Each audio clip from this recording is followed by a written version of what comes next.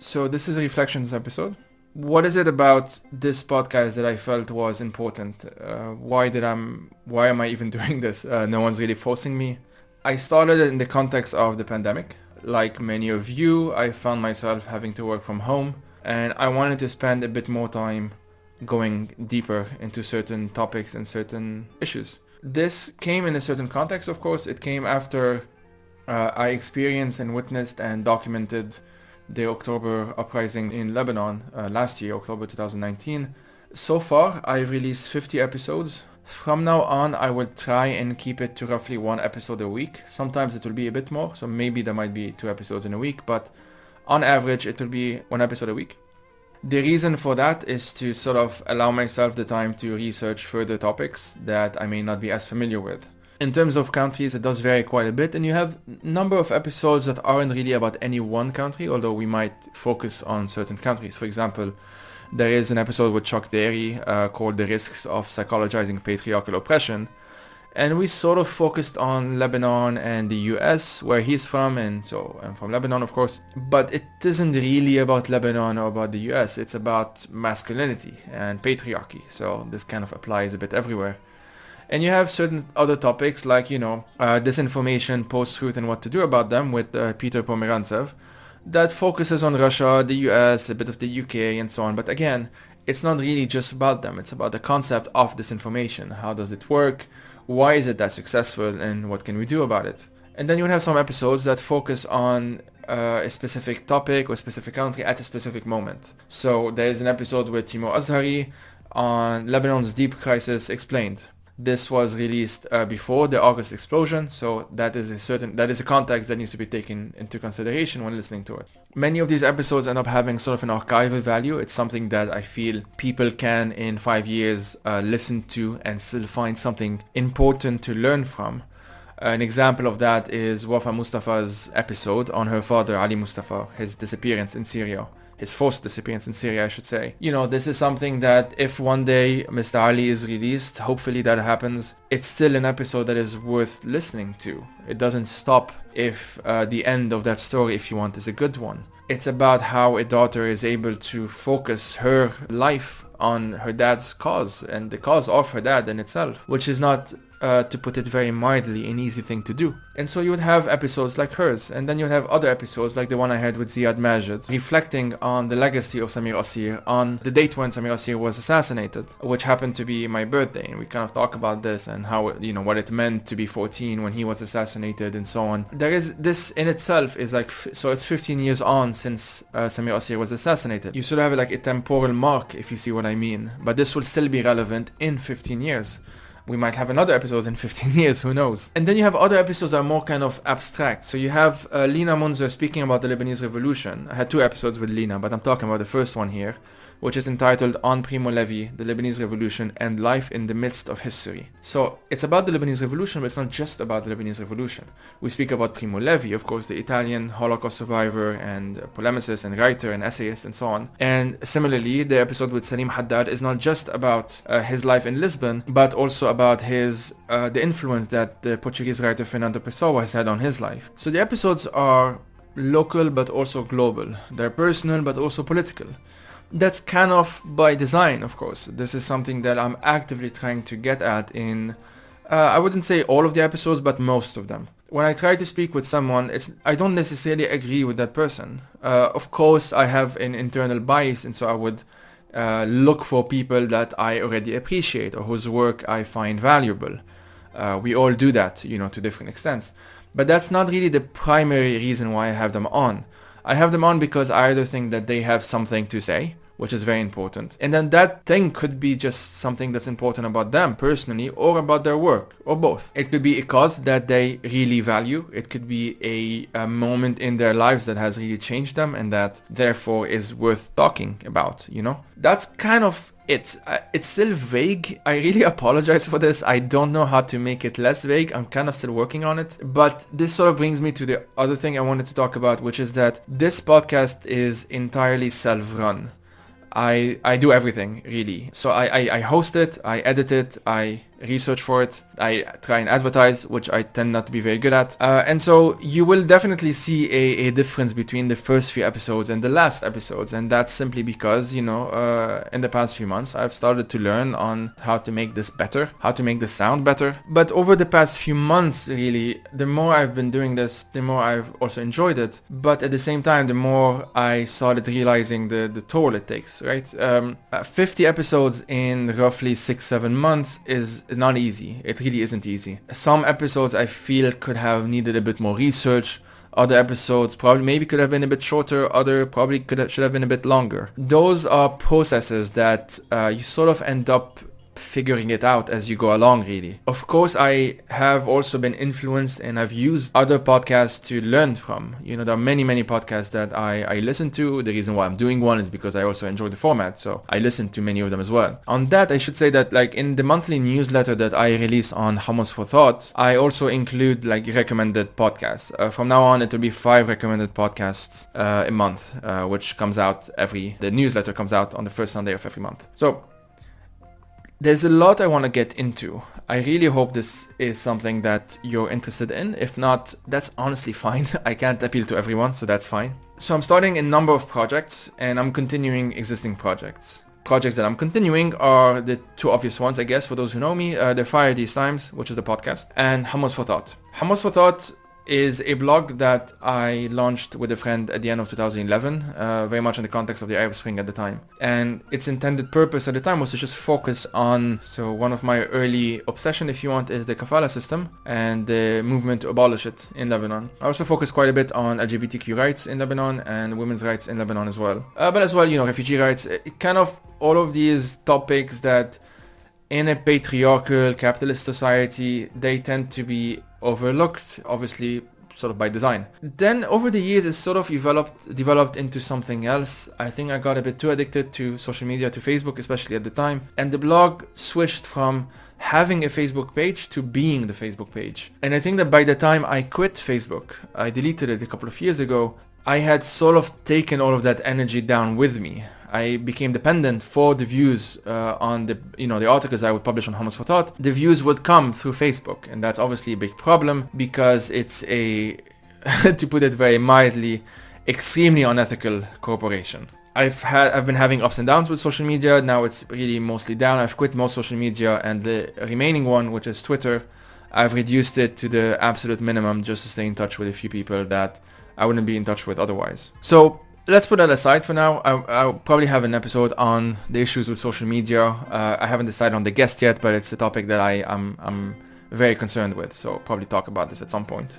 So going back to Hummus for Thought, so when I deleted Facebook, I also deleted the Facebook page, and the traffic that went to the website completely died. And I think what also died was sort of like the dopamine boost that one gets when being on social media. It's part of why it's so addictive, of course. And I ended up kind of losing the initial passion that launched Hummus for Thought in the first place. So long story short, I sort of had to deal with that. And when I figured out a balance, or when I figured out a formula that might work for me, is when I decided to get back into it. So Hummus for Thought is back now. Right now, like as I'm recording this, it is only a newsletter. So once a month I release a newsletter, the first Sunday of every month. This will continue on, hopefully, for years and years to come. In that newsletter, I sort of do a number of things. I reflect on past articles, usually the articles that were published in the month before, but I also just recommend stuff. So all of the stuff that one might share on social media, you listen to a podcast episode and you want to share it on Twitter and Facebook. I stopped doing that, and instead I'm just sharing it through that newsletter. So you will have, articles I've read recently, 5 recommended podcast episodes, a monthly Lebanese cinema recommendation, a monthly James Baldwin recommendation, a monthly book recommendation, and that's it so far. I might include things further on. And then you'll have like miscellaneous stuff, like if I've joined something that I feel is worth talking about, I'll mention it. I might give a shout out to a certain NGO or a certain group or certain mutual aid collective and whatnot that I feel needs to be talked about, and so on. And that's it. You will only, if you subscribe to that newsletter, which you can just do by going on Hummus for Thought and finding that subscribe button, which is just on the page, very easy to find, just scroll down. You won't get more than 1 notification a month. That's really it. Until I start doing what Hummus for Thought is supposed to be about now, which is interviews. So these interviews will be on Lebanon. I will be speaking to Lebanese, non-Lebanese, it doesn't really matter. It's with people who experience Lebanon or still experience Lebanon, who have something to say about Lebanon, usually from angles that are not really focused on. So I may focus on intergenerational tensions. I may focus on sectarianism from different perspectives. I may focus on class solidarity, which is usually really frowned upon. I don't know if frowned upon is the word, but it's not easy to perform class solidarity, let's say. I will speak to migrant workers, to LGBTQ rights activists, to seasoned activists and young activists. And I will also speak with writers, with intellectuals, with artists, singers, dancers, other. It will also come out once a month. So once I get this sort of up and running, it will probably come out on the first Sunday of every month. So you will have 2 emails, one for the newsletter, one for the interview. I haven't really figured out the logistics of that yet, but the interviews would also be once a month. They will be long form, so aiming for a few thousand words, and they will be bilingual in English and in Arabic. I have a good friend, shout out to Elias Abu Jawde, who is helping me design that on the coding side, because I have no idea how coding works, and to me it's complete witchcraft. So that's Hummus for Thought. Now speaking about Fire These Times, you're listening to it, so I'm assuming you know what it's about, or if you don't, if this is the first time you listen to my pretty voice, ahla sahla, welcome to you.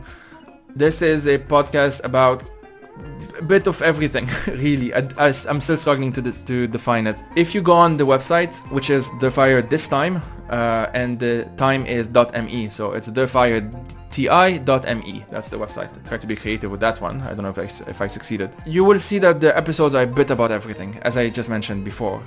From Venezuela to Hong Kong, from Hong Kong to Greece, from Greece to Lebanon, Lebanon to Syria, Syria to Palestine.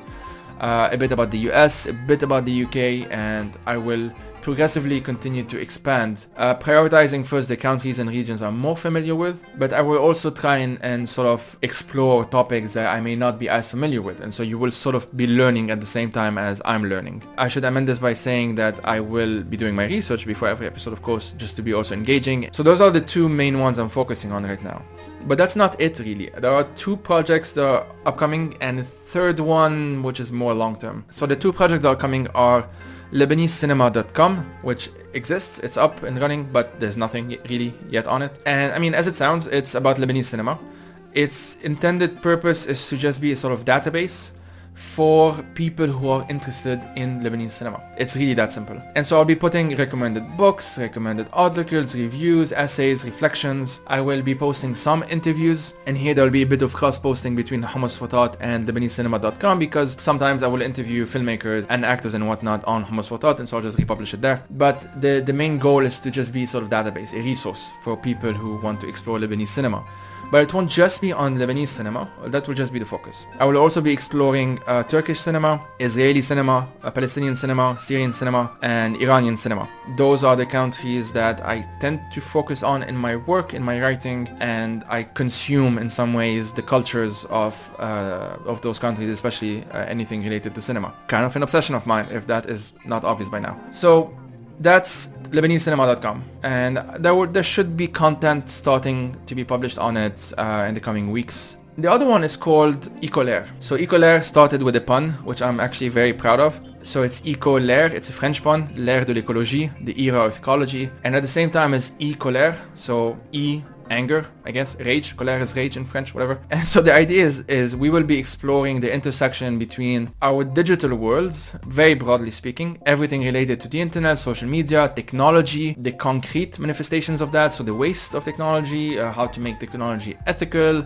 the ethics of social media, the ethics of the internet, even how to make a better internet, that's the digital side. But just as importantly, if not even more importantly, ecology. This project is with a friend of mine, Christophe Maroun, and we will be launching it in also bilingual, so English and Arabic. It's not gonna really start happening anytime soon. It's probably gonna take a few months to launch because, money, we don't have it. So we're trying to fundraise, we're trying to, make it more sustainable in the long run, because we would like to pay contributors as well. It's not just for us, it's really so that we can pay contributors, pay illustrators, pay translators. The value of Ecolair, or let me say about the eco stuff first. As I said, I'm not very good at this. We will be looking at anything related to the environmental question. The global climate emergency, preventing climate breakdown, deforestation, ocean acidification, species extinction, the way we eat, our dependency on meat, the way we treat animals in general. There will be some philosophical takes, some ethical takes, all of that. And we will be looking at those two paths in some ways, the ecology one and the digital one, and we'll be trying to bring them together, find the intersection between them, because there's quite a lot of intersection. And I'll just give you one example that is, I don't think is talked about as much as it should be. If we're dealing with a global crisis that requires long-term thinking and that requires accepting that we may not see the benefits in some ways of our current actions for years, if not decades to come, how does that bode exactly with a social media or an attention economy run world where it's really about immediacy? It's about the immediate dopamine intakes that you get. It's about the immediate feedback that you get. It's about the shares and the likes and the comments and the all of that are very, very quick, fast-paced, and have a tendency of doing quite a lot of damage that are rarely, if ever, really dealt with. So that's a dilemma. It's a very, very urgent dilemma, actually, and that's one of the topics that we'll be exploring. It's a lot of things like that. There's also I'll just mention another one, the risks of techno-optimism kind of going too far. So you may know that Silicon Valley companies tend to place themselves as the solution makers to the problems that they are also creating, right? So Facebook will say that the problem of Nazis and fake news and disinformation, there's just a problem that Facebook themselves can regulate, and so they'll just have better algorithm, better AI tools, they will fine-tune this here and there, but clearly it's not enough. And so we would need to be talking about the monopoly that corporations like Facebook and Apple and Microsoft and Google, of course, have on the world, the so-called Big Four. What does it mean that American companies whose priority is really an American audience have such a massive influence on the rest of the world, when clearly they don't really have the knowledge, the know-how, and they don't even bother hiring the staff most of the time to even deal with those ethical questions. So this will have an impact, of course, on the environment, because if you end up believing that everything will just be resolved with more technology, then I think you would be misunderstanding the urgency of what we're talking about today, which is about resolving the emergency right now, reducing carbon emissions right now, reducing deforestation right now. It's about aiming for something that is not just idealistic, but actually urgent, actually concrete, is something that we need to be doing. And so that's kind of a taster in some ways, right? And that's what we'll be doing with Ecolair. As I mentioned, it will be in English and Arabic. We will hope to have a pretty regular stream of information coming out of it. Analysis, interviews, We'll start with text-based content. Maybe at some point we'll explore video, but that's a different stage probably, because it's not easy to do and it takes a lot of resources. That's it on that front. Now the other one that I mentioned, which will come later, is having a video channel on Defy These Times. So having a Defy These Times video channel as well to complement the podcast in some ways. This will take some time. It's not easy to do. It needs obviously certain skills that I currently do not have, and I'm trying to acquire them, so I'm trying to learn. But that's why it's kind of been very slow on that front. It's actually been something that I've been wanting to do for years now, but money and stuff, the usual stuff that we kind of all have to deal with, and I had to prioritize other things. Now that I'm feeling a bit more comfortable, I'm slowly getting back into that mindset in some ways. So I'm trying to learn, trying to pick up some skills. I'm hoping that by sometime in 2021, maybe early 2021, hopefully, I will at least release one video to kind of get us started in some ways. So what will that channel be about? Thank you for asking, Joey, since Joey was about to forget to explain something very basic. It will be about everything. The same kind of topics that you're seeing on the podcast, I will explore them in video format as well. There's a lot of things I'll be exploring. Again, I'm hoping that I can ask you to have some faith in me, because while I lack in explanation skills, I try and compensate with actual doing shit skills. There will be a lot of episodes on topics that are not really explored at length. So if you think of Pop Culture Detective, a YouTube channel that I quite like, and I'm actually going to interview him soon on this podcast, it's a very similar format that I will be exploring. The topics will be also cultural studies, which is what he does. I will have some focus on Lebanese cinema, for example. I will look at a concept that is explored, or a common theme that is explored in Lebanese cinema. So trauma being an obvious one, and I will do a video essay of 20 minutes, half an hour, maybe longer, I'm not sure, in which I will explore a movie or 10 movies from the archives of Lebanese cinema. So you can kind of see how the projects sort of complement one another, right? So if I'm focusing on a certain filmmaker on LebaneseCinema.com, I may use that filmmaker, the movies that filmmaker produced, for the video content, right? And so they kind of complement one another. But this is gonna take some time. I just wanted to put it all out there in the mess that this episode was. If you've actually even listened this far, thanks. Thank you for your patience. Apologies for rambling on. And I will just end by mentioning the annoying stuff that no one really likes to talk about, which is funding. So the same Patreon that I ask people to donate on for the Fire These Times, it's the same Patreon for all of the other projects. So I made this much simpler. There might be a separate fundraising for Ecolair because I'm working on it with a friend, but we haven't really decided on the technicalities of that yet. If you're listening to this and you have some experience in fundraising, please get in touch. It probably will help. And if you're super rich, please get in touch even faster. The Patreon is still patreon.com/FireTheseTimes, and you can also donate on Buy Me a Coffee or on PayPal directly. To find the details of all of that, you can just go on Hummus for Todd or on the Fire These Times. There will be a support button, and that's how you'll find the information that you need. I really insist on asking anyone who just has some savings to donate only $1 a month on Patreon. If you can donate more than that, of course, I would be very grateful, but that's what I'm aiming for, because I'm really aiming to have just a lot of people, hundreds, maybe thousands, if I can be optimistic about this, donating $1 a month, and you can do the maths, and that would be enough. That would allow me to then invest in projects and expand things, and everything I'm doing from this, I really do intend on putting it back out there, put it back on the internet. So the donations that will come through will help me fund skills, or fund me to afford to take classes and to develop some skills that would, for example, go into video editing, right? This will then translate itself into a channel on YouTube, on other platforms, whatever, to expand or to allow me to go into deep dives into some topics that, again, are not often explored. So if you have some passion for under-discovered, underexplored